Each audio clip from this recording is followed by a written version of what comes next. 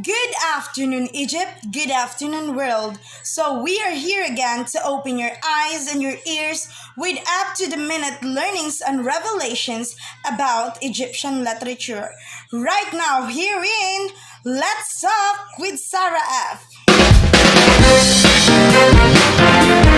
But before anything else, let me introduce to you our good looking and lovely guest for today. Starting with Miss Mary Janly Monseda, a third year BSBA student. Thanks for having me here, Sarah F.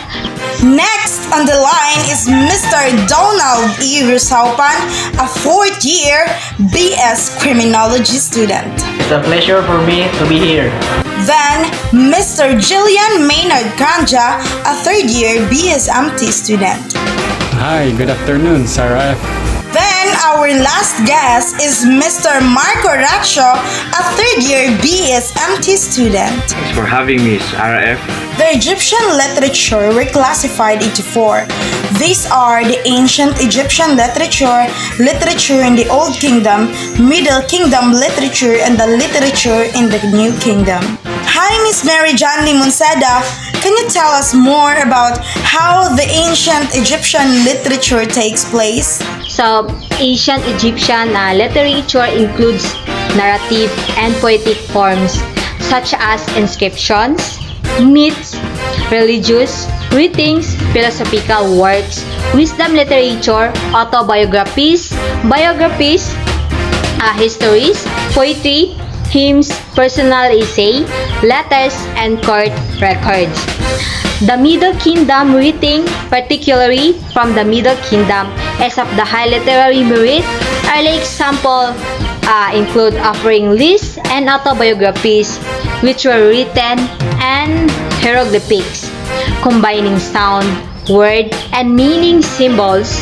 Hieroglyphic writings was labor-intensive, leading to the development of hieratic, a faster and easier alternative.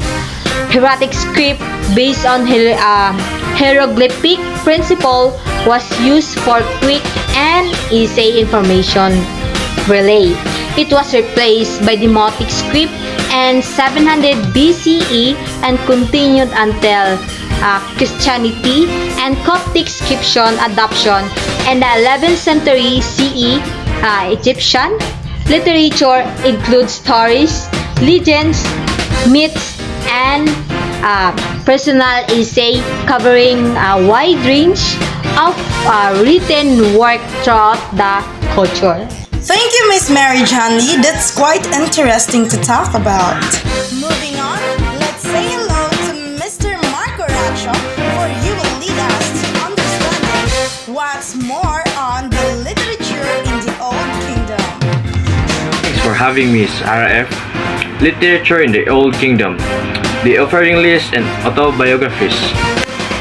So, though not considered literature, are the first example of the first Egyptian writing system in action. The offering list was simple instruction, known the Egyptians as the Hetep Denus, which means a boon given by a king. Inscribed on a tomb, detailed food, drink, and other offerings appropriate for a person buried there. The autobiography written after the person's death was always inscribed in the first person as though the deceased were speaking. Thank you. Thank you, Mr. Racho. That's a short one, but I hope everyone already knows about the offering list. For now, let's ask Mr. Donald Rusaupan on what is on the Middle Kingdom literature. Middle Kingdom literature. The Middle Kingdom literature is considered the classical age of Egyptian literature. During this time, the script known as the Middle Egyptian was created. Considered the highest form of hieroglyphic and the one most often seen on monuments and other artifacts in museums in the present day. Egyptologist Rosalie David comment on this period. The literature of this era reflected the added depth and maturity that the country now gained as a result of civil wars and upheavals of the first intermediate period. New genres of literature were developed, including the so-called pessimistic literature, which perhaps best exemplifies the self-analysis and doubt of the Egyptian now experience. Pessimistic literature David mentioned is some of the greatest work of the Middle Kingdom, in that it now not only expresses a deal of understanding of the complexities of life but does so in high prose. Some of the best known works of this genre, generally known as didactic literature because it teaches some lessons, are the dispute between man and his or soul, the eloquent peasant, the satire of the trades, the construction of King and Amenemhet for his son Sinocret, the prophecies of Nefertiti, and the admonition of power. The dispute between a man and his is considered the oldest text on suicide in the world. The piece presents a conversation between narrator and his soul on the difficulties of life and how one is supposed to live. In passage reminiscent of Ecclesiastes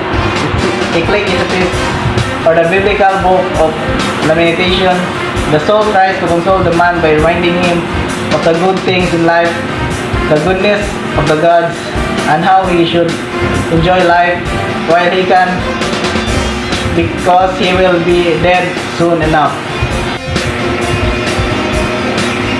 In the eloquent peasant, a poor man who can speak well is robbed by a wealthy landowner and presents his case to the mayor of the town. The mayor is impressed with his speaking ability, that he keeps abusing him justice so he can hear him speak further. Although in the end, the peasant received his due, the piece illustrates the justice of having humors and entertain those in position of authority in order to receive what they should give freely. The satire of the trades is presented as a man advising his son to become a scribe because life is hard. The best life possible is one where a man can sit around all day doing nothing but writing. All the other trades one could practice are present as endless toil and suffering in a life which is too short and precious to waste on them. Thank you, Mr. Donald. That's a lot to remember, guys. Last minute learnings to be delivered by Mr. Jillian Maynard Kanja, which would be all about the literature in the New Kingdom. Literature in the New Kingdom. Between the Middle Kingdom and the era known as the New Kingdom falls the time scholars refer to as the Second Intermediate Period, 1782 to 1570 BCE. During this era, rule in Egypt was divided between the foreign kings of the Hyksos in Lower Egypt and Avaris. Egyptian rule the Thebes in Upper Egypt and control of the southern reaches of the Upper Egypt by the Nubians. Egypt was united and the Hyksos and the Nubians divided beyond the borders by Ahmose of Thebes 1570-1544 BCE, who inaugurated the New Kingdom. The memory of the Hyksos invasion remained fresh in the minds of the Egyptian and was reflected in the political policies and the literature of the period.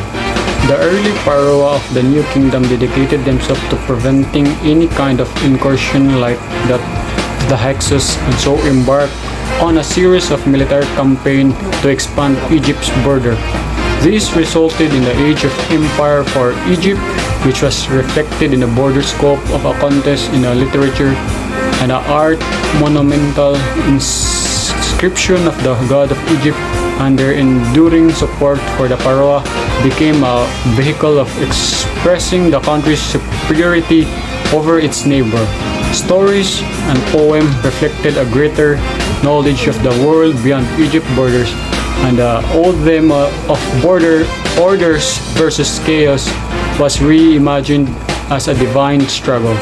These larger themes were emphasized over the pessimistic and complex views of the Middle Kingdom.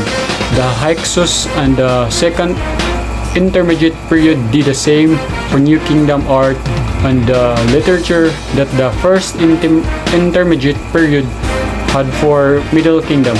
It made the work richer and more complex in plot, style, and characterization. Thank you, Mr. Kanja. We would really bear that in mind. I hope you've gained a lot with our up-to-the-minute learnings and revelations about the Egyptian literature. Right now, herein, let's talk with Sarah F.